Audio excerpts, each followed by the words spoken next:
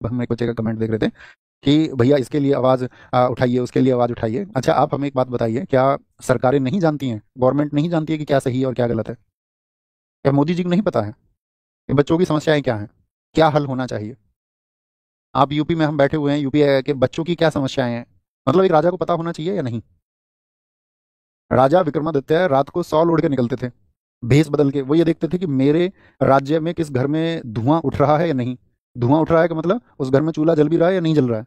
अच्छा, चूल्हा अगर जल रहा है तो ठीक है, अगर चूल्हा नहीं जल रहा है तो क्या कारण है? तो राजा सुपरवाइज कर सकता है सभी चीजों को या नहीं? हम सबको लगता है कि हम अपनी बात जो पहुंचा रहे हैं तभी बात उन तक पहुंच रही है।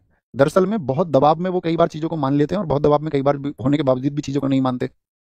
होता है ऐसा, उनको लगेगा इसका कोई प्रभाव पड़ेगा, अभी जल्दी में इलेक्शन है तो मान लेंगे, नहीं है इलेक्शन तो कोई दिक्कत नहीं, जाने दो। आप एक बात बताओ, कॉमन सेंस की एक बात बताओ, क्या पता होता है लोगों को, नहीं पता होता कि छात्रों को रोजगार की जरूरत है? बहन बेटियां, हम लोग ये कहते थे उनके लिए टीचिंग फील्ड सही है, वो टीचिंग एग्जाम्स की तैयारी कर लें। लड़कियों के लिए पुलिस सुरक्षित नहीं है, और पुलिस के लिए भी सही कहते थे। अभी देखिए लड़कियों का, आपने देखा होगा ट्रेनिंग ग्राउंड पे, लड़कियां पानी पीने के लिए मांग रही हैं तो उनके इंस्ट्रक्टर उनको गालियां दे रही हैं। गोरखपुर ट्रेनिंग सेंटर का वीडियो आया ना, सभी लड़कियों ने, 600 लड़कियों ने कहा कि हमारे साथ यहाँ पर ज्यादती की जा रही है। तो राजा का दायित्व क्या है कि वो जो लोग संतुलन बनाने के लिए हैं, जो अधिकारी वर्ग है, उसको ठोस निर्देश दे कि भाई बच्चों को समस्या नहीं होनी चाहिए, ये इस प्रदेश की सेवा करने वाले बच्चे होंगे। तो लड़कियां पुलिस में जाएं तो भी परेशान। अब लड़कियों के लिए सेफ जोन जो तुम कह रहे हो टीचिंग में, उसकी वैकेंसी ही लड़कियों को ना निकले, तो जिम्मेदार कौन है? इसके जिम्मेदार टीचर्स हैं या फिर गवर्नमेंट इसकी जिम्मेदार है? तो आप कहेंगे सरकारें इसकी जिम्मेदार हैं। और ऐसा नहीं होता, हर सरकार पर वो प्रश्न चिन्ह लगते हैं। हर सरकार में ऐसा ही होता है, लगभग ऐसा ही होता है। तो आपको समझना चाहिए कि भाई एग्जाम सेंटर आज बच्चों के दूर भेजे जा रहे हैं। एक बच्चा है, गरीब घर का बच्चा है ना, अपने भाषण में सब कह देंगे गरीबों के नाम पे कि हम गरीबों के साथ में हैं। हकीकत में दोस्त, शायद मुझे नहीं पता आप जो मेरी बात सुन रहे हैं, आप मेरी बात से कितना सहमत होंगे, या आपने वो व्यवस्थाएं या उस तरह की परिस्थितियों को देखा है या नहीं देखा। आज हमारा जो ये नॉर्थ इंडिया के, हम पूरे इंडिया की बात करते हैं, स्पेशली यूपी, बिहार, झारखंड, छत्तीसगढ़ और नॉर्दर्न स्टेट, राजस्थान से लेके बहुत सारे स्टेट्स में ऐसे बच्चे सही मायने में पढ़ाई कर रहे हैं जिनके घर में सुबह जो व्यक्ति काम पर निकला है, अगर वो शाम को पैसे लेके नहीं आएगा तो उन लोगों के घर पे खाना नहीं बनेगा। ये वास्तविक हकीकत है और ये सत्य है एकदम। बहुत बड़ा वर्ग है, ऐसा नहीं कैसे एक दो लोग हैं, बहुत बड़ा वर्ग है जिनके पास सुविधाएं हैं थोड़ी बहुत, ठीक है, फादर साहब की गवर्नमेंट जॉब है या खेती है एक ठीक सी, ऐसे बहुत कम लोग हैं। लोगों को जूझना पड़ रहा है, ऐसे में उनका एग्जाम सेंटर गवर्नमेंट भेज देती है कि ठीक है तुम 1000 किलोमीटर जाओ। उस बच्चे के पास जरूरी नहीं है टिकट्स के पैसे हों, वो टीचर्स के कोर्सेज भी खरीद रहा है, वो यूट्यूब के लिए नेट का रिचार्ज भी उसको करवाना है, ठीक है, उसको बुक्स भी खरीदनी है, भाई कैरियर बनाने के लिए जरूरी है। अब उसको एटलीस्ट जो राहत दी जा सकती है, भाई मैं सोच रहा हूँ ना कि मैं यार यूट्यूब पे पढ़ा देता हूँ, ठीक है, एक वर्ग को राहत मिल जाएगी। कोई तो एक वर्ग होगा जिस तक मेरा वो रिवॉल्यूशन पहुंचेगा, मैं जो पढ़ा रहा हूँ उससे राहत प्राप्त करने वाला कोई तो वर्ग होगा, और नहीं तो उसको पेड में भी पढ़ाया जा सकता था। तो ऐसे ही सरकार को भी विचार करना चाहिए कि नहीं यार, इस इतना दूर सेंटर भेजोगे तो महंगा किराया होगा, महंगा फेयर होगा, और हिसाब से ही सेंटर भेजे जाए।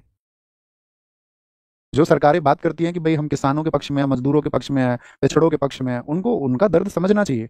उनका दर्द समझ के उनको समझना चाहिए कि बच्चे जो हैं प्रभावित होते हैं। इतनी बात है, वो हमारे सोचने से नहीं होगा, गवर्नमेंट को सोचना होगा उसके लिए। तो कमाल की बात बताएं, फिरोजाबाद सेंटर पे एक यूपी पुलिस ट्रेनिंग में एक साथी तीसरी मंजिल से कूद गया। तो वहां जो आरोप लगाए गए हैं, उनके ऊपर आरोप ये लगाए गए हैं कि वहां पर जो आपका शीर्षस्थ अधिकारी है उन्होंने अच्छे से कॉपरेट नहीं किया, और उस बच्चे ने तीसरी मंजिल से छलांग लगा दी। ये कहा गया है वहाँ के जो स्टूडेंट्स हैं, जो खबरें प्रचारित प्रसारित हुई। लेकिन उसके कुछ देर बाद ही आपका गोरखपुर में जो गर्ल्स का ये इंसिडेंट था, ये वायरल होता है, ये घटना होती है। तो आपने एक चीज़ देखी, जो फिरोजाबाद वाली चीज़ है उसको थोड़ा दबा दिया गया। सब जगह शेयर, ज़्यादातर वो लड़कियों वाली वीडियो हुई, जो लड़का अपनी जान दे चुका है ऊपर कूद करके, जो मर गया, उसकी खबर आपने देखी? क्या वो प्रचारित प्रसारित हो रही है उतनी बड़े स्तर पे? आप कहें नहीं भैया। तो बहुत सारी चीज़ों में हम क्या कह सकते हैं, मतलब सुधार की आवश्यकता है, इतना कह सकते हैं। और उम्मीद कर सकते हैं कि सरकारें ध्यान दें उन सब एक चीज़ों पर। ऐसा नहीं है, हम ये भी नहीं कह सकते कि भाई किसी एक सरकार पर हम प्रश्न चिन्ह लगा दें, सभी सरकारों में अक्सर अमूमन ऐसा ही होता है ना? तो सभी सरकारों को ही ध्यान देना चाहिए कि यार कुछ गड़बड़ी ना हो, गड़बड़ नहीं होनी चाहिए। बहुत सपने होते हैं यंग एज में, जब हम जवान होते हैं तो हम हर रोज़ घुट रहे होते हैं, हर रोज़। जब तक आप कामयाब नहीं है तब तक आप हर रोज़ घुटोगे, हम भी घुटे हैं।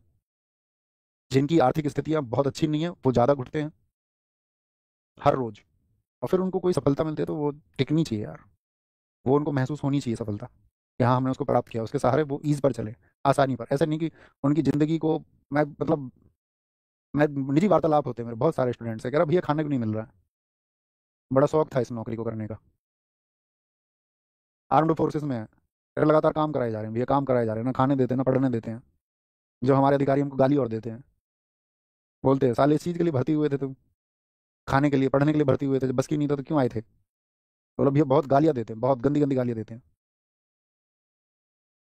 तो वो सैनिक इसीलिए नहीं बना है कि उसके पास बहुत सारे संसाधन थे, उसके पास अभाव था चीज़ों का, इसीलिए वो सैनिक बना है। उसके पास संसाधन होते तो वो भी अमीरों के घर के बच्चों की तरह, वो भी 8-10 साल पढ़ाई करता दिल्ली विल्ली एसी वेसी के कमरे में बैठ के, यूपीएससी यूपीएससी उसका नहीं निकलता तो फिर आपका पीसीएस के लिए तैयारी करने लगता, 40 की एज तक नहीं होता तो कुछ भी, तो फिर बिजनेस कर लेता, घर का बिजनेस ज्वाइन कर लेता। उसके पास नहीं है वो चीज़ें, सही में नहीं है। क्या ही कर सकते हैं। न्याय